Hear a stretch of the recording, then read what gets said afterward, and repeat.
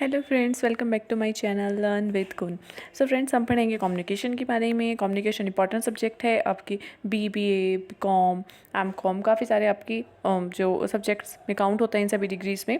तो आज हम पढ़ेंगे इसके इंपॉर्टेंट टॉपिक कम्युनिकेशन प्रोसेस के बारे में, जिसके अंदर हम सबसे पहले पढ़ेंगे कम्युनिकेशन का मीनिंग क्या होता है एंड इसकी प्रोसेस में कुछ कंपोनेंट इंक्लूड होते हैं, तो वो कंपोनेंट क्या क्या है। तो चलिए फ्रेंड्स स्टार्ट करते हैं। देखिए, कम्युनिकेशन के पहले हम मीनिंग की बात करेंगे। Communication is derive from Latin word communis. किससे लिया गया है? एक लैटिन वर्ड कम्युनिस, या फिर आप कम्युनिकेयर से लिया गया है। The second word is communicare, CARE, communicare से लिया गया है, जिसका मतलब होता है to make common. Okay, next देखिए इसका मीनिंग क्लियर करने के लिए, it is exchange of thought, यानी कि कम्युनिकेशन का क्या मतलब होता है? आप किसी से बात कर रहे हैं, कम्युनिकेट कर रहे हैं, कैसे? थॉट से, ठीक है। चाहे आप मैसेज से, यानी कि एक्सचेंज कर रहे हैं। आप किसका एक्सचेंज करते हैं? आप अपने थॉट का, अपने कोई भी यानी कि विचार का, एक मैसेज का, या फिर किसी भी इंफॉर्मेशन का, किसी भी चीज़ को आप एक्सचेंज कर रहे हैं बाय वे ऑफ स्पीच। चाहे वो आप बोल रहे हैं, चाहे वो कोई सिग्नल दे के कर रहे हैं, चाहे वो आप राइट करके कर रहे हैं। सो बेसिकली कम्युनिकेशन का मीनिंग क्या होता है कि अपने विचारों को, अपनी बातों को, अपने मैसेज को दूसरों तक पहुंचाना, और वो भी चाहे किसी भी मेथड से हो। चाहे वो आप बोल के करो, चाहे वो आप किसी सिग्नल से करो, चाहे वो आप राइटिंग में करो। ओके, नेक्स्ट देखिए, this makes meaning more clear to you. It is clear from the above definitions that there are 5 concept of communication। यानी कि अब हम जो हमने definition पढ़ी है उससे clearly 5 जो aspect हैं communication के वो निकल के आए हैं। तो वो क्या हैं आप ध्यान से देखिए। तो 5 एस्पेक्ट हैं। सबसे पहला, a message which is to be communicated, कि एक मैसेज का होना ज़रूरी है जिसे कि आप कम्युनिकेट करना चाहते हैं, ठीक है। तो एक मैसेज होना ज़रूरी है। नेक्स्ट, एक सेंडर, अब उस मैसेज को कोई भेजने वाला होना चाहिए, तो एक sender who sends the message, जो मैसेज को सेंड करता है। Next, a medium through which a message is send, एक मीडियम जिसके थ्रू वो मैसेज भेजा जा रहा है। जैसे कि मैं आपको एक वीडियो की, इस वीडियो की हेल्प से कम्युनिकेशन के बारे में बता रही हूँ। सो एक मीडियम है कि मैं किस मीडियम से, एक इलेक्ट्रॉनिक डिजिटल मीडियम है कि मैं आप तक ये सारी इन्फॉर्मेशन पहुँचा रही हूँ। एंड नेक्स्ट, ए रिसीवर, अब आप उसको रिसीव कर रहे हैं उस इन्फॉर्मेशन को, तो you are the receiver, a receiver who receive the message, ठीक है। नेक्स्ट देखिए, the fifth one, a return response और फीडबैक। अब एक फीडबैक भी इंपॉर्टेंट होता है, जैसे कि अब आपको ये वीडियो कैसी लगी, इसमें आपको क्या इसके अलावा और टॉपिक्स जो हैं चाहिए आपको, जिसके ऊपर वीडियो आप चाहते हैं कि मैं बनाऊं, सो आप वो कमेंट्स करते हैं, तो ये क्या होता है? फीडबैक। ओके, आप अपने कमेंट्स में उसे लिखते हैं। So they are the 5 aspect of communication. Next देखिए, कम्युनिकेशन की प्रोसेस के हम बारे में पढ़ते हैं। Friends, communication and business communication दोनों का मेन जो होता है वो डिफरेंट होता है। सो आज हम कम्युनिकेशन के बारे में पढ़ रहे हैं, नेक्स्ट वीडियो में हम बिजनेस कम्युनिकेशन के बारे में भी पढ़ेंगे। ओके, तो देखिए, द कम्युनिकेशन प्रोसेस, अब कम्युनिकेशन प्रोसेस का मतलब क्या होता है? It refer to a series of action और steps taken in order to successfully communicate in it involve several component. Okay, तो कम्युनिकेशन प्रोसेस का क्या मतलब हुआ कि इसके अंदर काफ़ी सारे एक्शंस लिए जाते हैं, स्टेप्स लिए जाते हैं। बेसिकली स्टेप्स होते हैं इसके अंदर, प्रोसेस के अंदर जो फॉलो किए जाते हैं। बहुत सारे इसके अंदर कंपोनेंट होते हैं। तो अब देखिए कंपोनेंट क्या क्या होते हैं। देखिए नेक्स्ट, मैं आपको पहले प्रोसेस की बात बता रही हूँ, यही इसके कंपोनेंट है। सबसे पहले कोई ना कोई आइडिया होता है।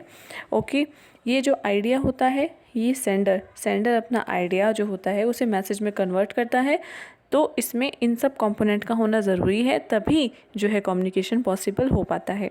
सबसे पहले एक आइडिया आएगा सेंडर के माइंड में, देन सेंडर उसको एक मैसेज में कन्वर्ट करेगा, फिर उस मैसेज को वो एनकोड करेगा। मतलब कि एनकोडिंग, जो आप मैसेज है जो वो भेजना चाहता है मैसेज अपने आइडिया को, उसको एनकोड करना मैसेज में, ठीक है। नेक्स्ट, अब आपको कई बुक्स में एनकोडिंग जो है वो मैसेज से पहले भी गिवन हो सकता है, आप कई वेबसाइट्स पे देखेंगे, एंड मैसेज बाद में भी, बिकॉज कई राइटर के अकॉर्डिंग आप पहले, जैसे कि सेंडर के माइंड में कोई आइडिया आया, ठीक है। अब ये सेंडर है, आइडिया आया किसके माइंड में? सेंडर के माइंड में। सो वो उसे जो है एनकोड करता है। एनकोड करने का मतलब क्या होता है, कुछ सिग्नल्स में कुछ अपने मैसेज को वो किस तरीके से कहना चाहता है, वो अपने मैसेज में क्या बातें लिखेगा जिससे कि वो दूसरे को ईजिली समझ आए।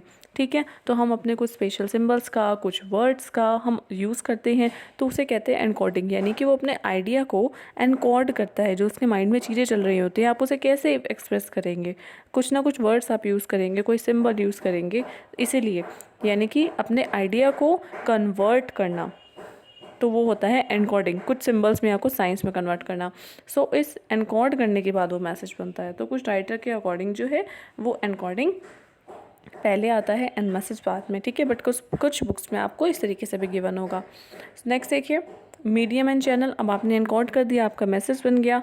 अब आप उसको एक मीडियम या फिर एक चैनल के थ्रू रिसीवर को भेजेंगे, तो रिसीवर तक वो मैसेज पहुंच जाएगा और उसके बाद रिसीवर जो है उसे वो डिकोड करेगा, देन फीडबैक। अब देखेंगे इसका मीनिंग आगे क्या होता है। ठीक है, तो ये होती है हमारी कंप्लीट कम्युनिकेशन की प्रोसेस। आगे देखिए, सेंडर। अब हमने बात की थी, इन कंपोनेंट्स के बारे में एक एक करके पढ़ लेते हैं ताकि आपको क्लियर हो जाए। सेंडर कौन होता है?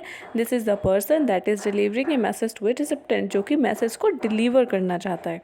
ठीक है, नेक्स्ट देखिए, मैसेज। मैसेज क्या होता है? मैसेज होता है, this refers to the information that the sender is relaying to the receiver. यानी कि जो मैसेज सेंडर रिसीवर तक भेजना चाहता है वो इन्फॉर्मेशन, ठीक है, वो इन्फॉर्मेशन जो मैसेज में वो लिखता है।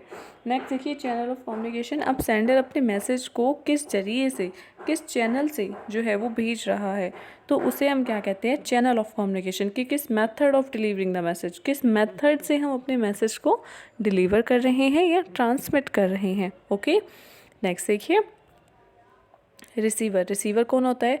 Receiver, the receiver is the person who is getting to receiving the message.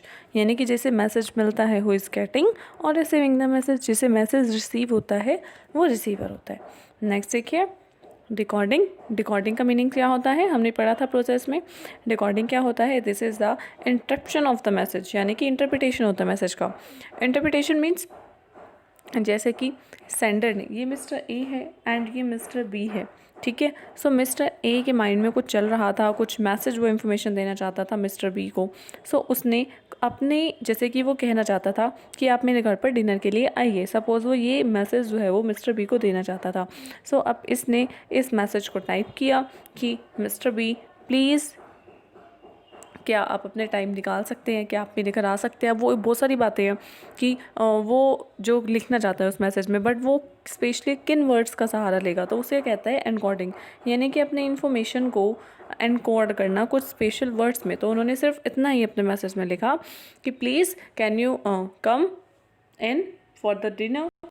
सो क्या लिखा उन्होंने कि could you please come to my house for dinner, right. तो उन्होंने अपने मैसेज के लिए एंड देन क्वेश्चन मार्क लगाया उन्होंने, एंड उसके बाद उन्होंने और सिर्फ यही कुछ स्पेशल सिंबल्स का यूज़ किया, एंड मैसेज जो था वो बी को, उन्होंने मिस्टर बी को सेंड कर दिया।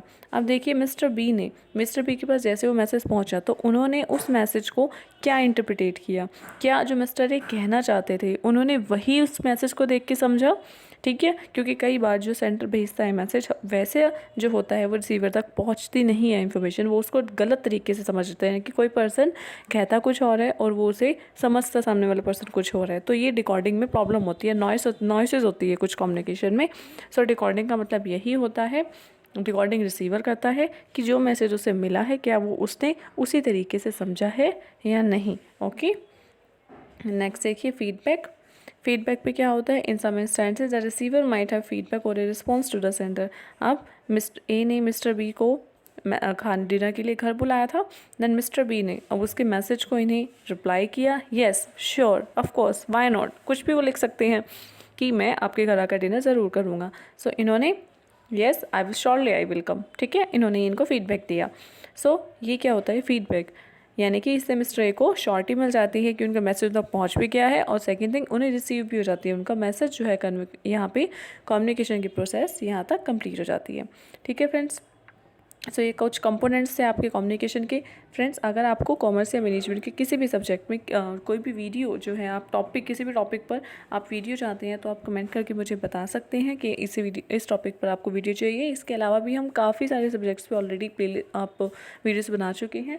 Please check my playlist page, आपको प्लेलिस्ट में सब्जेक्ट मिल जाएंगे related to like corporate governance and investment, taxation, काफ़ी सारी प्लेलिस्ट हैं, आप जाकर वीडियोस को चेक कर सकते हैं। एंड कुछ सजेशन या कुछ आप कमेंट में कुछ कहना चाहते हैं तो ज़रूर कह सकते हैं। Till then friends, stay tune. Next video में हम कम्युनिकेशन के काफ़ी सारे इसके बेसिक फॉर्म्स के बारे में पढ़ेंगे, जैसे verbal, non verbal. Till then friends, stay tune. Bye bye. Thank you.